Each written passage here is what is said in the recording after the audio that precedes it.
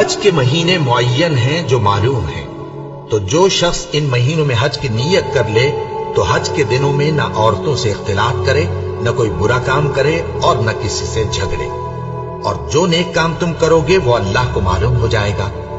اور زاد راہ یعنی رستے کا خرچ ساتھ لے جاؤ، کیونکہ بہترین زاد راہ پرہیزگاری ہے۔ اور اے اہل عقل، مجھی سے ڈرتے رہو، اس کا تمہیں کچھ گناہ نہیں کہ حج کے دنوں میں بذریعہ تجارت اپنے پروردگار سے روزی طلب کرو۔ اور جب عرفات سے واپس ہونے لگو تو مشعر حرام یعنی مزدلفہ میں اللہ کا ذکر کرو، اور اس طرح ذکر کرو جس طرح اس نے تم کو سکھایا، اور اس سے پیشتر تم لوگ ان طریقوں سے محض ناواقف تھے۔ پھر جہاں سے اور لوگ واپس ہوں وہیں سے تم بھی واپس ہو، اور اللہ سے بخشش مانگو، بے شک اللہ بخشنے والا ہے، رحمت کرنے والا ہے۔